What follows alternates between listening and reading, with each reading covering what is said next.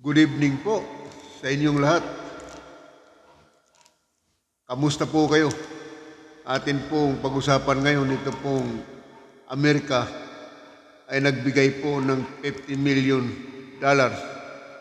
dito po sa administrasyon ni President Bongbong Marcos. So yan po yung isa sa ating pag-usapan ngayon.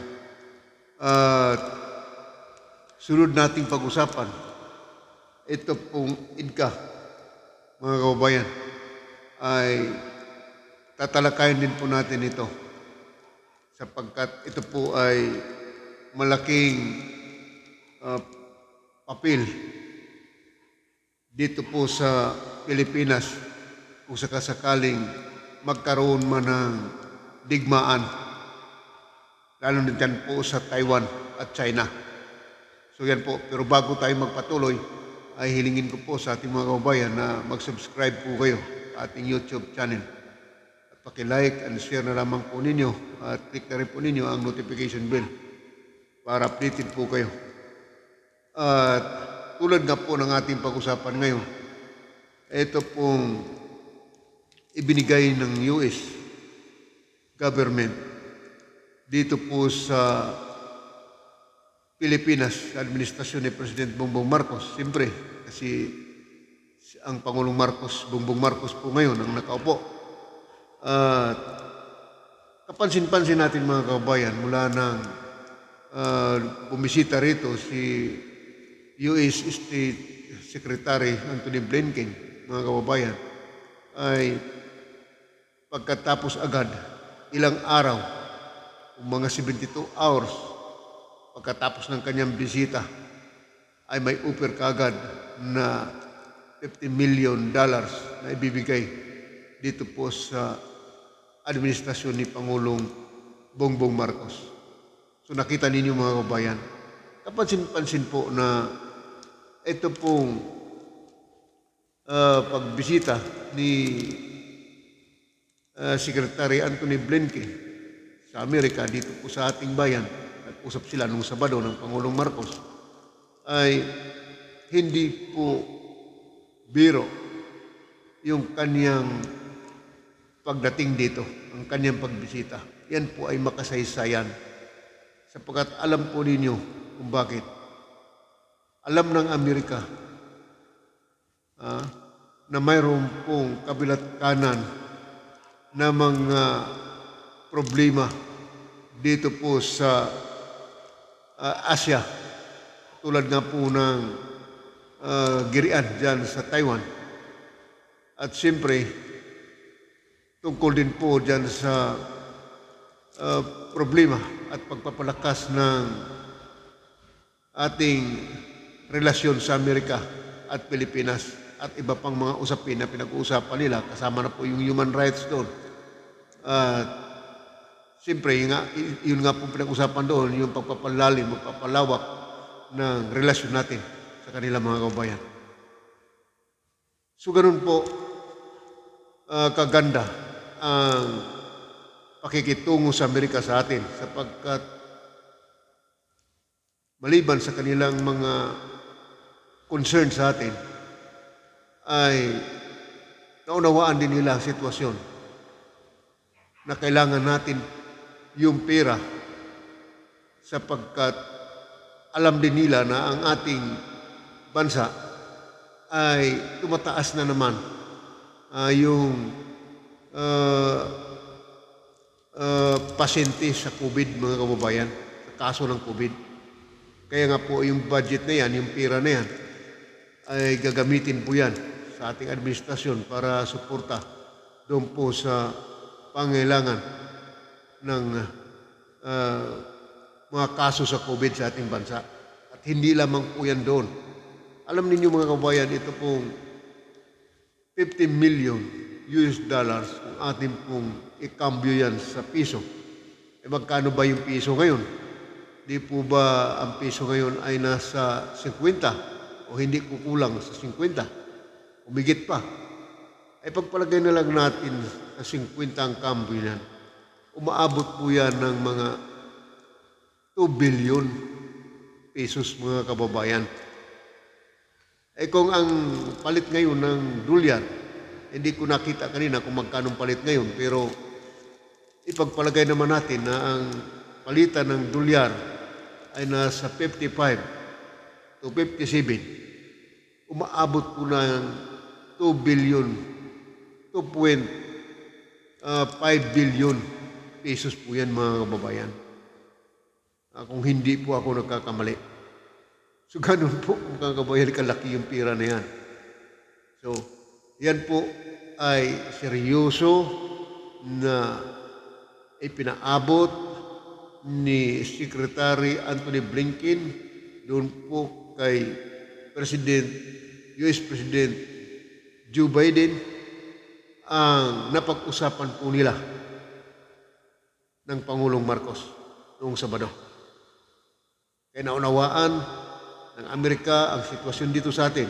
Kaya kaagad po silang nagbibigay ng ganong kalaking halaga mga kababayan. Ganyan po ang Amerika mga kababayan. Kaya gusto nila na mapalalim pa at lawak ng ating relasyon sa kanila. Kung ano man po ang mga bagay na naiisip dyan sa ilan po nating mga kababayan kung bakit nagbigay ng ganitong halaga, dahil na rin siguro sa pwedeng sabihin ng ilan dyan na ang Amerika ay nagbigay ng pira dahil nga po sila po ay may mahigpit na pangailangan sa atin. Interest. Ika nga, kung sasabihin, kung mayroon pa pong ganung interest ang Amerika sa atin, noong araw pa po yan, mayroon na po talaga silang interest sa atin. Kaya kung may pira man ipaparating at mabuting paraan ang ibigay na pira kung saan po gagastusin, ay hulog po ng langit yan mga kababayan. Hindi naman po sa ako'y nagsasalita rito ngayon na ako po ay maka-Amerikano. Kaya po natin ito pinag-uusapan sapagkat yung punto rito na in goodwill, yung pagbibigay ng $50 million sa atin mga kababayan, sa ating administrasyon. Nagmamagandang loob po ang Amerika at kahit noon pa naman po at lalo't ngayon na siyempre napag-isip-isipan ng Amerika noon sa mga nakaraang administrasyon katulad administrasyon ni Pangulong Duterte ay hindi po dumalaw si President Duterte doon sa Amerika. Kaya napag-isip-isipan ng US na kinakailangang ilabi itong Pilipinas.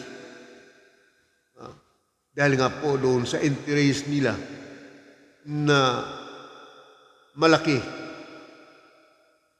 at napakahalaga ang Pilipinas para po sa kanila. Yun po yun mga kababayan. So itong pirang ito, napakalaki na po ito mga kababayan. Mantakin mo, sa mga nakaraang administrasyon, hindi po nagbibigay ang Amerika ng ganito kalaki. Marami pong dala nito. Tanggapin natin kung mayroon pong mga komento dyan na dahil po sa interes ng Amerika sa atin, kaya nagbigay ng ganito. Okay, wala pong problema doon. Mga kababayan, wala pong problema doon. Noon pa naman talaga, ang Amerika ay malaki naman po talaga ang interest nila sa atin. Hindi na po natin pwedeng pawiin yan, hindi na po natin pwedeng alisin yan. Ito na nga po pinalalawig at pinalalalim yung relasyon ng Pilipinas at saka Amerika. Dahil nga po, inuulit ko, naunawaan ng Amerika ang ating pangailangan. Nandyan pa po yung COVID at tumaas na naman ang kaso. Kaya ganyan po. Nagbigay sila kaagad ng $50 million. So yan po mga kababayan. At sunod na ating pag-usapan mga kababayan, ito pong IDCA. Alam po ninyo itong IDCA mga kababayan, para po sa ating mga kababayan na hindi ganap na nakaunawa nito. Kaya po ito ay ating pupulsuhan ngayon. Ito pong IDCA ay itinatag ito o tinanggap ito ng Pilipinas noong panahon po sa dating Pangulong Aquino, si Pinoy. At sa katunayan, itong IDCA, ang kahulugan nito ay Enhanced Defense Cooperation Agreement. So ano po ibig sabihin nito? Ito pong IDCA mga kababayan ay pinirmahan po ito, agreement na ito, ni dating Pangulong Pinoy noong 2014 o hindi ako nagkakamali. Nangahulugan ito na kung sakali ang Pilipinas o ang Amerika ay magkaroon ng giyera dito po sakop ng Asya. Ang ibig pong sabihin nito ay obligado ang Pilipinas na sumali doon po sa giyera. Saan mang dako dito sa lugar natin, mga kabayan. Katulad ngayon ng Taiwan, mga kabayan, at ay napakalapit sa ating bansa. 4 hours talaga, 3 hours. Naroon na. 3 hours, ganyan. Ganun po kalapit ang Taiwan sa atin.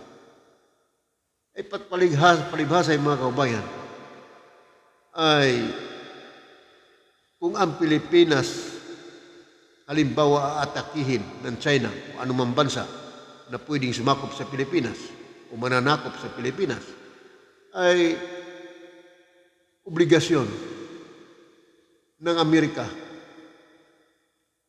na idipinsa tayo at obligasyon din ng Pilipinas o obligado din ang Pilipinas na makisali kung mayroong mang gira doon po sa ating mga nabanggit na lugar, mga kababayan. Yan po ang gusto sabihin yan. Ngayon, bakit po si Pangulong Pinoy ay pinirmahan nito? Sapagkat si Pangulong Pinoy Aquino ay naniniwala na ang Amerika at Pilipinas ay kaalyado at magkaibigang bansa. Ganun po yun mga kababayan. Meron pong iilan dyan na parang sinisisi nila ang Pangulong Aquino, Pinoy, na pinirmahan itong EDCA, itong agreement na ito.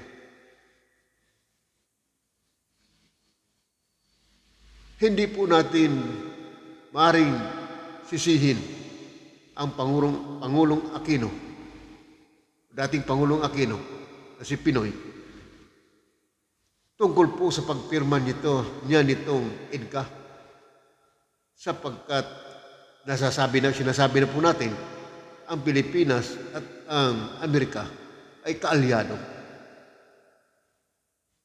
at matagal ng kaalyado at maganda ang relasyon. Kaya kung sino man Pangulo sa mga panahong iyon, tiyak hindi po pwedeng tanggihan ito pong enhanced Defense Cooperation Agreement, mga kababayan.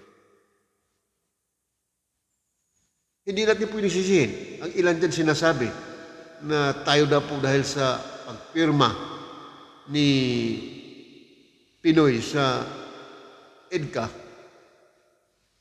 ay napapahamak daw po tayo kung magkaroon po ng digmaan. Hindi po ganun mga kababayan. Talagang obligado tayong pumirma dahil kaalyado natin ang Amerika. Ay, hindi naman po pwedeng tanggihan mo yan. Kasi pabor din po sa atin yan. Sakaling aatakihin tayo, ay nandyan yung Amerika. Tutulong sa atin. At maliban po doon sa tinatawag na mutual defense treaty. Oh, ganun din po yun. Pero itong EDCA mga kababayan ay bago ito. 2014 ito pinirmahan ni Pinoy mga kababayan.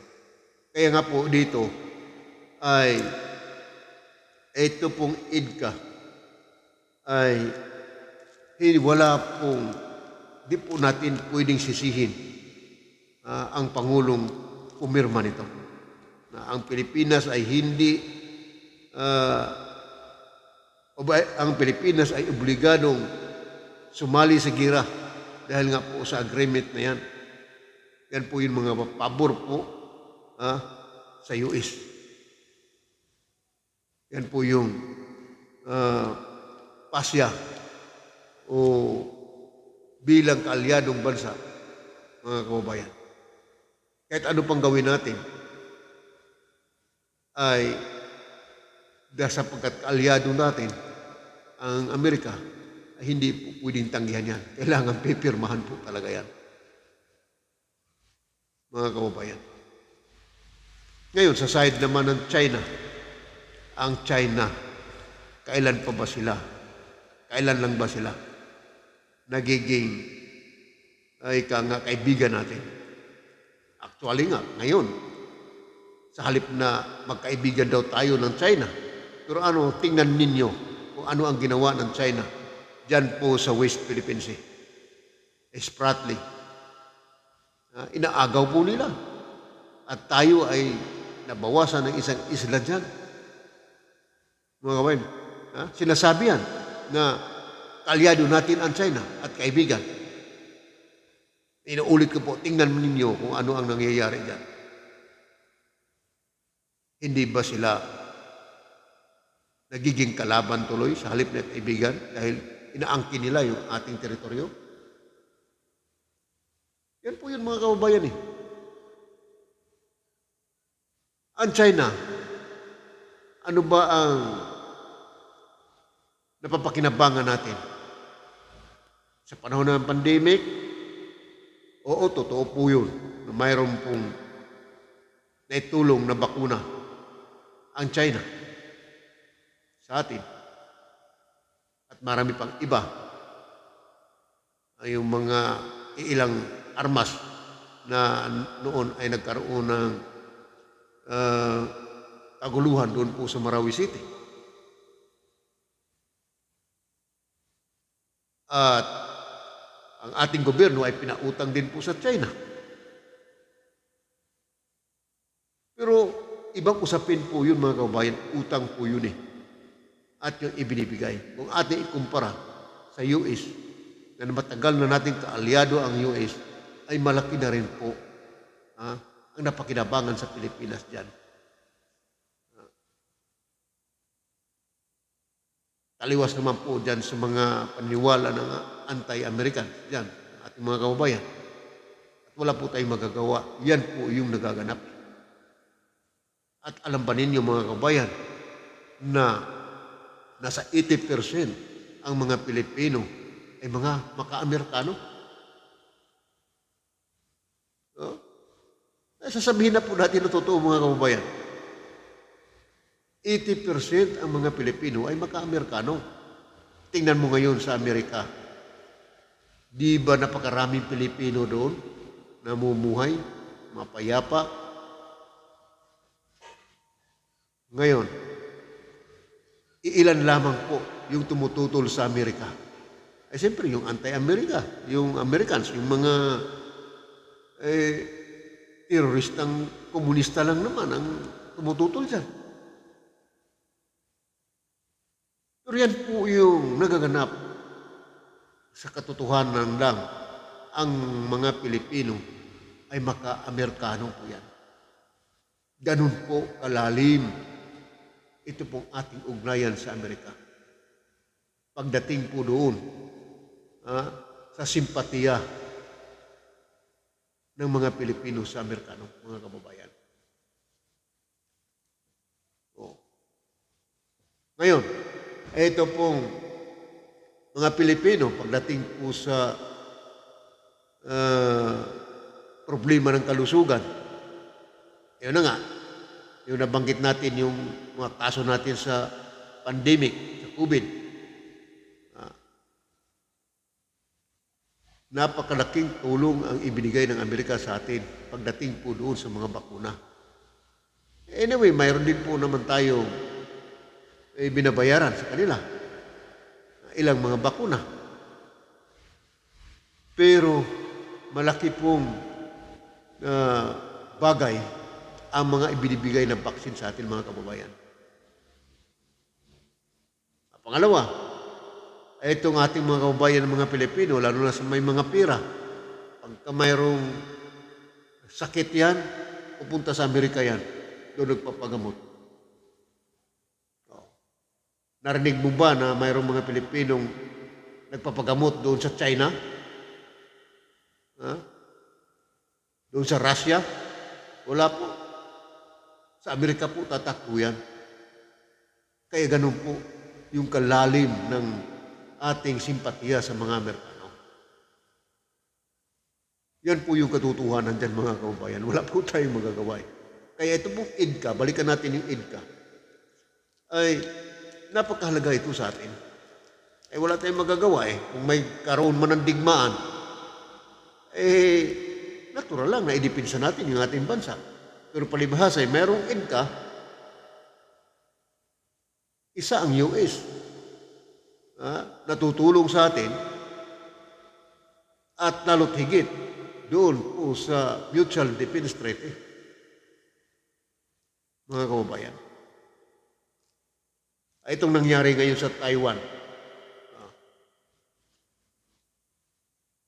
Patuloy po ngayon ang military drill sa China dyan, kung saan pinalilibutan yung isla ng Taiwan. Mga kababayan, tingnan ninyo. Yan, naniniwala ako na yan ay provocation na ng China yan. Kasi dapat kahapon pa yan natapos yung drills dyan Pero bakit hindi pa natapos hanggang ngayon? At saka, ang US fighter ships naman, tulad ng warships, tulad ng aircraft carrier na nasa eastern Taiwan at iba pang mga barkong pandigma ng Amerika ay nagmamasid po.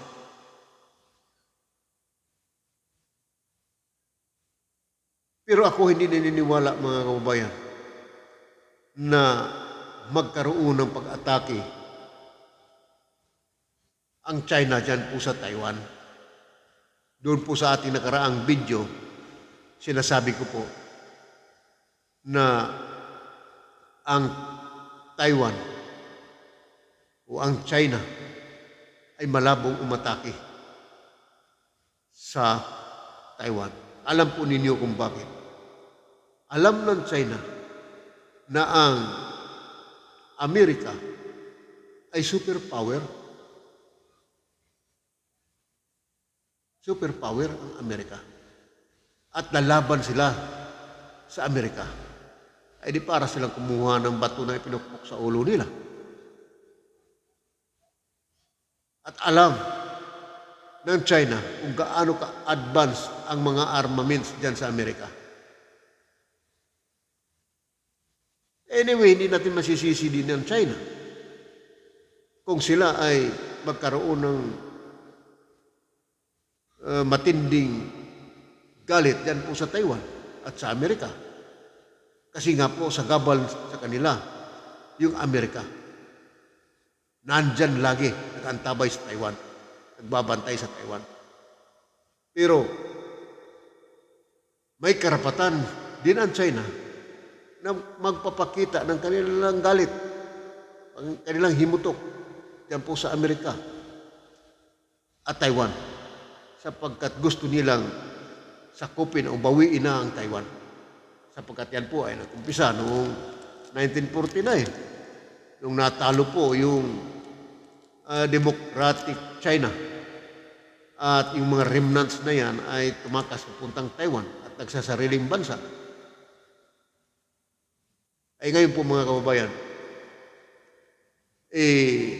bakit ko po nasabi na malabong umatake ang Amerika? Dahil nga po, alam ng Amerika, ng China, na superpower ang Amerika.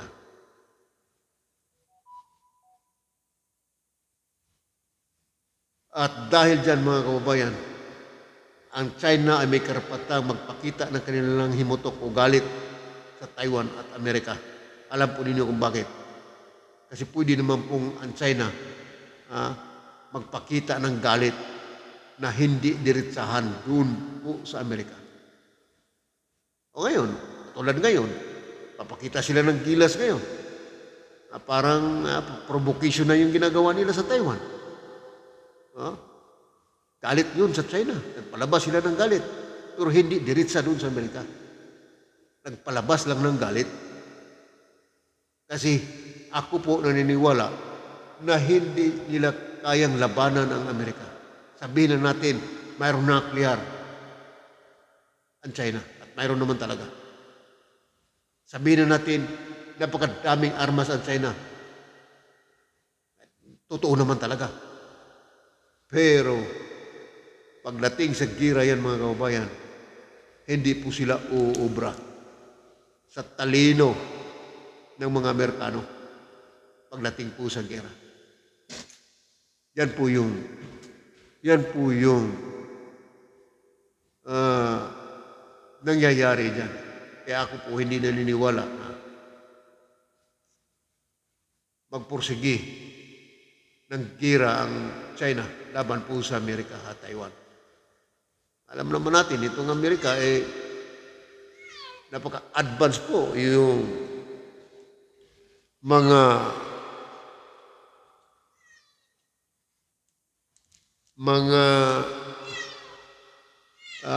armaments dyan.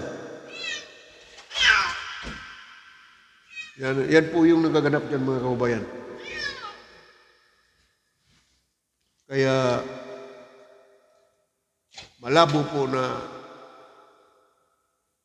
mangyayari ang atakihin ang Taiwan ng China. Hindi po ako naniniwala dyan. Anyway, kung talagang determinado talaga ang China na atakihin ang Taiwan, dapat nung mga nakaraang araw pa.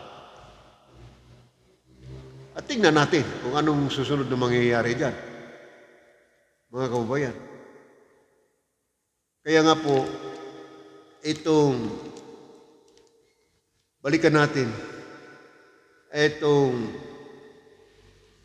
mga kababayan, ay hindi po natin pwede sisihin ang Pangulong pumirma niyan sapagkat kalyado po natin ang Amerika. Hindi po natin mapaghihindihan. Mayroon po tayong 5 airbase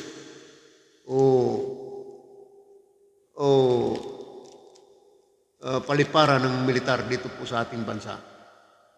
Airbases dito sa ating bansa, mga kabayan. Una, mayroon po tayo dyan sa Palawan.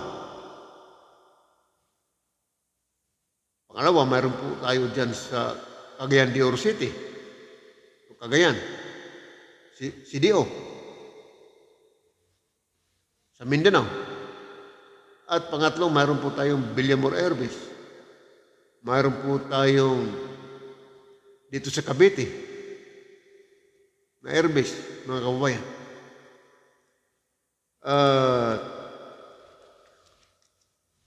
Sa Cebu, mayroon din po.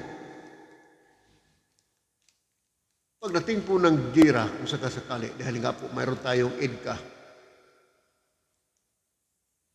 at Mutual Defense Treaty. Kaagad, nandyan po yung Amerika.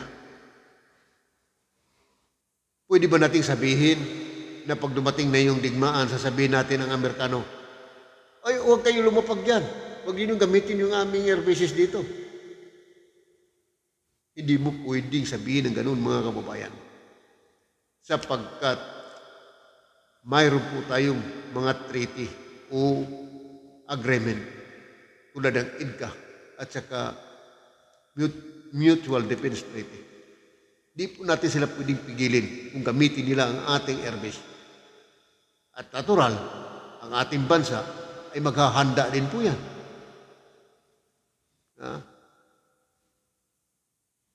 Dahil mayroong digmaan. At itong nangyari ngayon sa Taiwan, kung sakaling magkagira dyan, napakalapit sa atin yan. Sa palagay ba natin, hindi tayo madadamay dyan? Siyempre po, madadamay po tayo. Anyway, hindi po ako naniwala na ang China ay makaka-atake sa atin at makuha yung ilang mga teritoryo natin dyan. Pero madadamay po tayo dahil sa napakalapit na yan ng Taiwan. Kaya kung ating iisipin, sa ngayon pa lamang, kung matuloy ang digmaan dyan sa Taiwan, kanino ba tayo kakampi? Siyempre, ang China ba? Doon ba sa China? Na ang China nakikita natin na siya rin ay kumakamkam din sa ating teritoryo? Mga kababayan? Siyempre, hindi.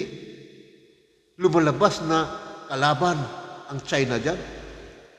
Ngayon, sasabihin ng ating gobyerno, may sinasabi, magandang sinasabi natin gobyerno mayroon tayong tinatawag na independent foreign policy. Okay, walang problema doon. Totoo naman Pero pagdating doon sa aktual na digmaan, hindi mo pwedeng neutral ako kasi nga mayroon tayong independent foreign policy. Hindi po pwedeng ganun. Magkakaalaman po yan, mga kababayan. Kung mayroon pong digmaan dyan sa Taiwan, magkakaalaman po yan kung sino yung kalaban natin. Amerika ba o China?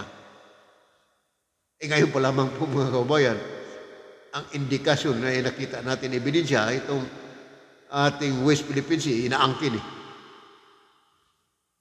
Ayan na lamang po. Ganun lang po kasimple. Yung analysis dyan.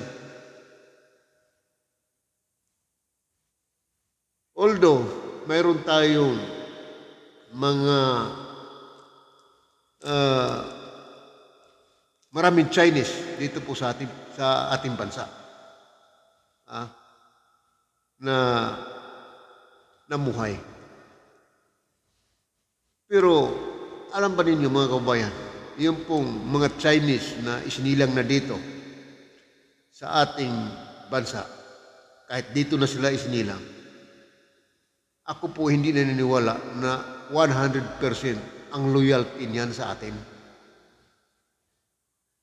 Kahit mayroon po silang birthright dito sa Pilipinas. Pag sinabi pong birthright, dito po sila na ipinanganak, under sila sa ating batas. Yan po yung birthright nila. Ay hindi po solid natin nakukuha ang kanilang loyalty sa ating bansa, mga kabayan. Hinahanap pa rin po nila yung kanilang motherland. At lalo na yung mga Chino, na original na mga Chino na mga matatanda na nabubuhay pa ngayon. Yan ay pure talagang Chinese yan. Ang mentalidad niyan, ang loyalty niyan, doon pa rin sa China. Yan po yun, mga kababayan. Ay sa dami ng Chinese ngayon dito sa ating bansa. So, Nakita mo ba yung mga Chinese na yan? Ah, na sa ating kultura ay nagiging kasama sila natin? O kaya yung kanilang ika nga way of life ay naging katulad sa Pilipino? Hindi po, magkaiba po. Kaya lamang napunta yung mga yan dito dahil po sa business, negosyo. Dito po sila yumayaman sa ating bansa. Kaya po sila ay gustong-gustong tumira dito sa atin sapagkat demokrasya. Ginagamit po nila yung ating kalayaan para maghanap buhay sa kanilang mga negosyo. Yan po yung katotohanan dyan, mga kababayan. Ay tingnan ninyo, dito sa ating bansa, napabalita ng mga nakarang taon na mayroong maraming Chinese spies dito sa atin. Mas madali pong kumilos sa mga Chinese dito sa atin, mga kabayan, kung mayroong mga spies sa ating lugar sapagkat ang kanilang kinukublihan ay mga kababayan nilang mga insect din. At maraming undocumented na mga Chinese dyan na naghanap buhay dito sa atin. Yan po mga kababayan. Pero hindi dahil sa kanilang allegiance at sa kanilang katapatan sa ating bansa. Hindi po. Pero anyway, ito pong balikan natin itong EDCA ay isa na nga po yan na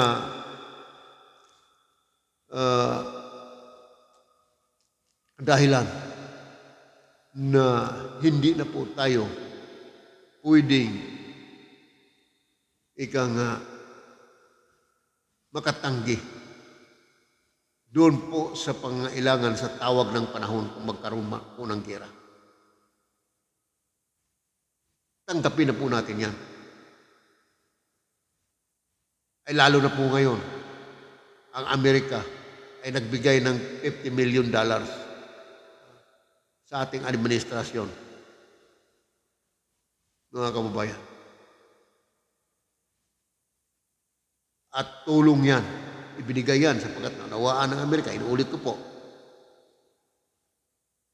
Tulong ng Amerika yan, naunawaan sa administrasyong ito ng Pangulong Marcos na kailangan natin ang pera dahil nga po yung COVID ay tumaas na rin po ang kaso. At iba pang pangangailangan ng ating gobyerno. Sapagkat sincero ang Amerika, si Secretary Blinken, nagpag-usap ni Pangulong Marcos ng one-on-one sa Malacanang noong Sabado. At after 74 hours, yan, may feedback agad na magbibigay sila ng $50 million. Kita ninyo yan, mga kaubayan. So, paano tayo papalag yan po sa mga sa Amerika? Kundi siyempre, dahil ang ating gobyerno ay nais din, napapamalalim din ang ating ugnayan, relasyon sa bawat bansa. Wala pong masama doon, mga kababayan. Yan po yung epekto. Kaya yung ilan nating mga kababayan dyan na sinisisi si dating Pangulong Pinoy na pumirma sa EDCA, hindi po ganun, mga kababayan. Hindi pwedeng sisihin ng Pangulong pumirma dyan. Kasi nga daw ang sang-ayon sa kanila ay pinahahamak daw ang Pilipinas dahil daw po dyan sa EDCA. No. Mali na katuwiran yan. Kaya po yan pinirmahan sapagkat ang dating Pangulong Pinoy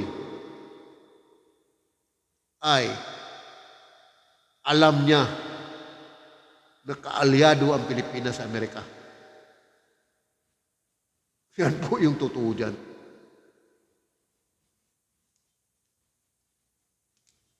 Kaya hanggang dyan lang muna tayo mga kababayan. At muli tayo magkita-kita sa susunod po nating mga ika nga issue na pag-usapan sa sunod po natin video.